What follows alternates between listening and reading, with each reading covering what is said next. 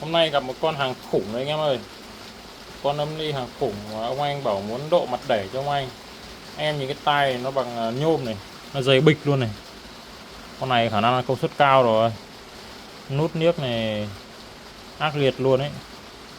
Có cả equalizer để chỉnh này, nhưng mà một thời gian ấy, bây giờ nó bụi lắm.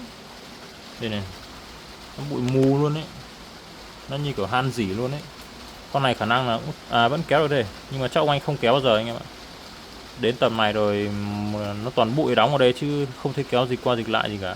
Đấy, con này thì ngon, nhưng mà để lâu nó thế thì khó chơi. Mỗi tội có vẻ cất ở trong tủ hơi lâu anh ạ, nên là tất cả những cái ấy của nó bẩn lắm. Bẩn anh em không vệ sinh, không dầu mỡ gì, nó han rỉ ra, đánh nó công suất ra rất kém, nó nóng. SPA 2000 liệu có phải 2000W không? Không phải. Con này con này để mình xem là hình như con này 3 kênh. Không phải luôn. Con này output nó ghi là 100 x 2, tổng là 200W. Khiếp, 200W mà con này nó nặng thì chịch ấy. Đúng là hàng chính hãng khác nó báo công suất chuẩn anh em nhé. Còn mấy cái hàng tàu khựa kia nó báo toàn 500 700W, trong khi bên trong có mỗi 4 hoặc 8 con sò D718 thì lấy đâu ra mà mấy trăm W được, trong khi con này nó to nặng trịch như này. Ok, bây giờ mình sẽ tháo xem bên trong nó có những gì nhá. Con này nhìn ốc đai của nó cũng hơi khác thường anh em ạ. Mình cũng chưa biết là vặn từ đâu. Thử vặn ở bên trên này trước xem nào. Ông anh lau được mỗi cái mặt trên này là sạch nhất, còn tất cả chỗ khác thì không lau. Có thể là sợ lau và nó hỏng mất. Ốc đai toàn ốc xịn nhá. Xem tình hình này. Ariang P2000 nhưng mà lại chỉ có 200W. Xem là tháo chưa này. Sắp được rồi. Trang bị cho hai cái quai sừng trâu sừng bò này trông hổ báo cáo trồn. Không biết là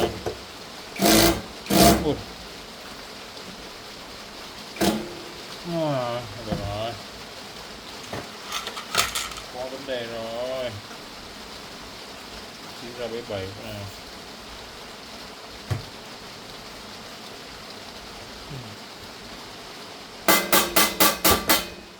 Đủ cao đây, lệch khớp rồi.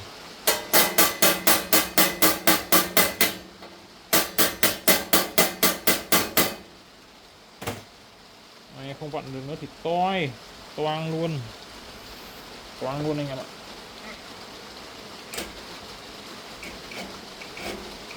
Ui rồi, mày quá. Phải vặn được thì mới thay được ốc chứ không vặn được một toai đấy. Wow, nguyên một tấm thép dày bịch luôn này. Thép này dày bịch luôn. Rồi, bất ngờ chưa? Âm ly 200W của anh em ơi, 200W nhá. 200W đấy. 200W mà cái biến áp to như mấy cái con âm ly 506 ấy, mấy con âm ly 506 to đùng ấy. Biến áp này khủng thật. Nhìn nó đổ dầu đổ keo cũng ghê này. Đây còn cái dàn công suất đây nhá. Đặt khá là dị đây. Xem là tụ 8200. Con này khả năng dùng cái sò gì đấy, sò ngày xưa. Nó khả năng dùng sò cổ ngày xưa đây, sò than đấy. Mình kiểm tra xem nhé. Xem dấu sò đâu rồi. À không, sò này sò vuông bình thường nhá, 4 con sò anh ạ.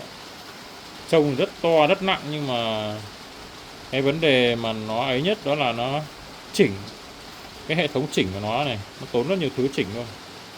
Kiếp chưa, mấy cái con 4558 này mua bên ngoài 20 một con, đến một dàn này thôi đã được chắc 2 lít rồi. Đây bên dưới này, anh em nhìn nó như kiểu là đội hình. Đây là đội hình của Vin nhá. Đội hình này là phân lô của Vin này. Đấy, thấy không? Phân lô rõ ràng chia nét căng luôn. Đấy, thẳng hàng ngay ngắn luôn này. Mấy cái đống IC bên dưới này toàn mấy con IC gì đây. Mình thử cho anh em xem một con nhé. HEF 4066PP này, C4497PS này. Đấy, một loạt những con giống hệt nhau này.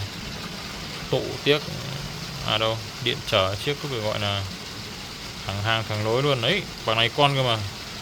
Đấy, con IC này mà mấy ông nào mà cũ mà hàng bãi mà gọi là muốn sửa chữa thay thế nhỉ, với được mấy con hàng bãi thì ngon, chứ mua hàng mới thì làm sao bằng hàng này được. Đấy, không biết là vang viếc thì nó có hay không.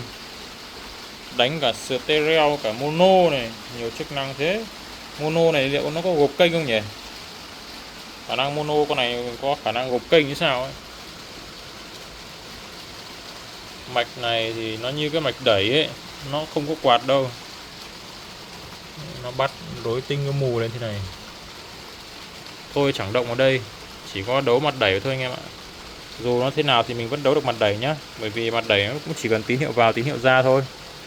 Đấy, nhưng mà để tháo cái mặt đằng trước này ra với một cái đống mạch này thì cũng mệt đấy này. Ốc đai nhiều lắm, không biết cái mạch của mình nó có vừa không, anh em đón xem nó có vừa không nhá.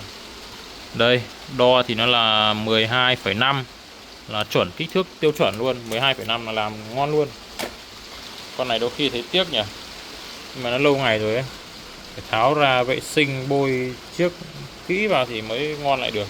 Bây giờ mới nhìn kỹ chân linh kiện này, chân nó là toàn chân to nhá, chất luôn ấy, không han gì đâu, chẳng qua là để lâu nó bụi thôi anh em ạ. Trước tiên thì mình cứ cắm vào test nhạc phát anh em ạ, xem là tình hình nó như nào nhá. Đấy, cắm nguồn rồi đấy, đỏ rồi đây này. Kiểm tra xem con này có giò mát nước gì không nhá. Đấy, dơ le đóng rồi. Hôm nay mưa quá anh em ạ, mưa 54V là không vấn đề gì. Nó phải đến tầm 120-150V. Không sao nhá.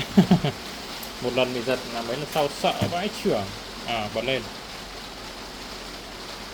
Vặn.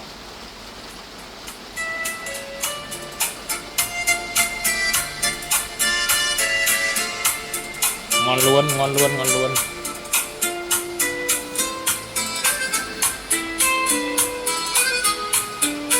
Rồi, ngon rồi.